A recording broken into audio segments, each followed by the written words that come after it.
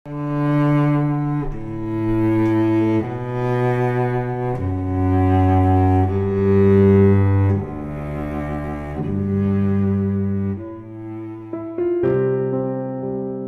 rugbi, com altres modalitats esportives, és un professor amb semblant d'esbarjo, on companyerisme, honestedat, respecte, disciplina, sacrifici, generositat són valors que s'aprenen per poder ser aplicats fora del camp, a l'altra batalla que tots lliurem cada dia.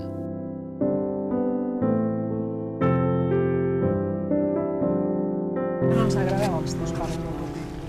Doncs, bueno, m'imagino que al no estar acostumats van pensar que era un esport violent i tal, però després, que curiositats de la vida, no, pues, meus pares pues, han estat un grans defensors d'aquest esport, i especialment mon pare, que és un gran seguidor, que encara continua anant als partits de rugbi, animant a l'equip com el primer, s'implica en el club com pot, venent la loteria o el que li faci falta, i crec que això pues, també és maco, no? Vaig començar a jugar al rugbi com molta gent aquí a Sant Boi, vull dir, per un tema de tradició familiar, i després perquè em va enganxar i em va agradar molt. Era un joc d'equip i es relacionaven tot i feien sopars, es reunien eren amics. A més d'equip, eren amics, tots. En nuestra historia de amateurismo y digamos de deporte minoritario en España y en Cataluña, pues yo creo que nos dio como una especie de colectividad muy solidaria, muy reducida, pero a cambio muy entrañable, de mucha familia, ¿no? Casi es una relación más familiar que estrictamente deportiva. Tenien la idea de que el rugbi era un esport violent. Hi ha molta gent que ho pensa des de fora. Ho és? És un esport violent? Bueno, això és un tòpic que jo crec que està demostrat que no, i que no, ni científicament està demostrat, no? Estadísticament el nivell de lesions és, jo penso, com un esport normal, i inclús et diria que en molts casos sorprèn que estigui per mitja, quan mires les mútues esportives, el nivell de lesionats que aporten, no? El rugbi no és el primer ni molt menys. Qui va ser el teu model a seguir dins del camp? El Brian Habana. El John Alomo.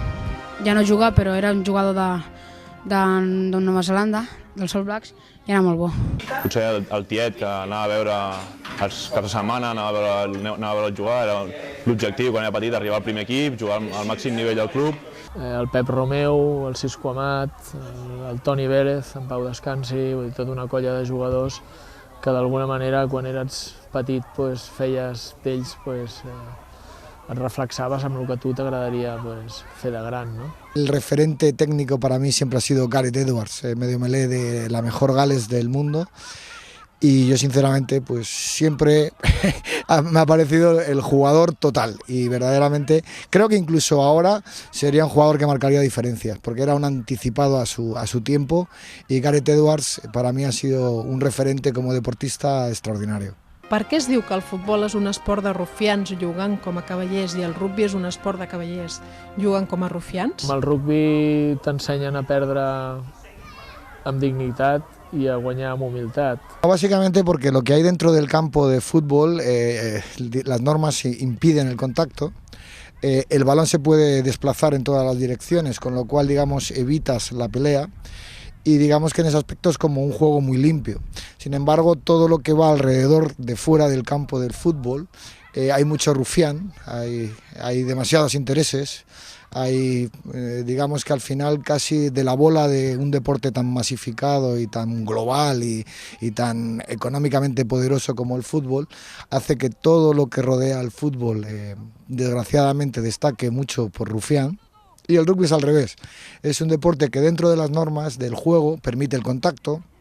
No puedes evadirte de él porque la pelota se pasa para atrás, por lo tanto siempre hay que estar dando la cara, y entonces dentro del campo es una batalla, y precisamente porque quemas toda esa energía dentro del campo, cuando acaba el partido lo que sabes que ha habido enfrente no es un rival, sino ha sido una persona que ha luchado con las mismas armas que tú, y acabada la pelea pues es el momento de disfrutar y de conocer al rival.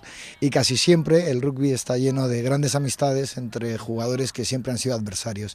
Es a muerte dentro del campo y con una gran amistad fuera de él. El futbol és un esport de la classe obrera i el rugby de la classe noble, no? Llavors suposo que deu ser una frase que devia crear la noblesa, no? com per diferenciar un esport de l'altre. No? Què és el que cal per aprendre a jugar a rugby? Lo que tienes que saber es que en el deporte del rugby no va a estar nunca premiada la individualidad pura y dura. Es decir, necesitas, no es elegir colaborar, es una necesidad.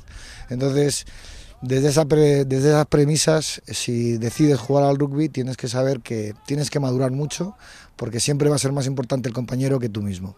Ser de reflexos ràpids, perquè la jugada és ràpida,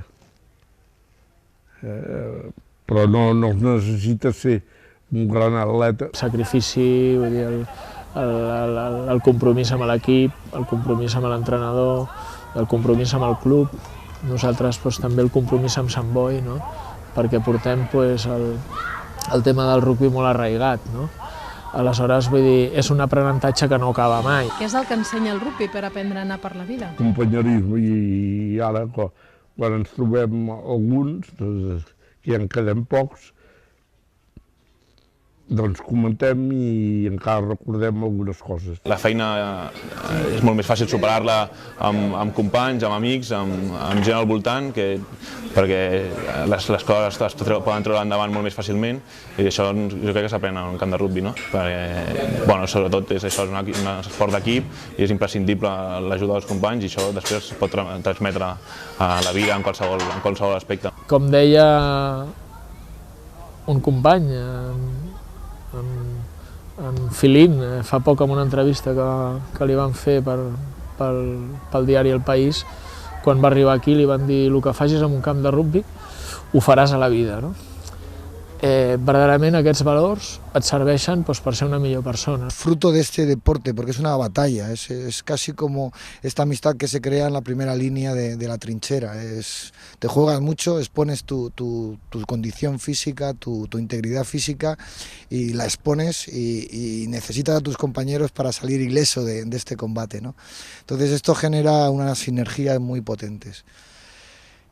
Por ahí van los tiros, la necesidad absoluta y la generosidad de esforzarte por el colectivo para que entre todos consigamos objetivos. Lo importante es el objetivo común, y la contribución individual es simplemente eso, una contribución. Després d'un llarg dia de convivència a la Unió Esportiva Santboiana, us podem assegurar que el nostre concepte del rugby va canviar radicalment. Aquesta batalla en el camp de joc, de la que tant ens sentim a parlar, fa que desenvolupin els valors morals més vitals. Els jugadors de rugby, fins i tot els més petits, quan et donen la mà, ho fan amb fermesa, donant-li la veritable importància que té la saluda o l'acomiadament.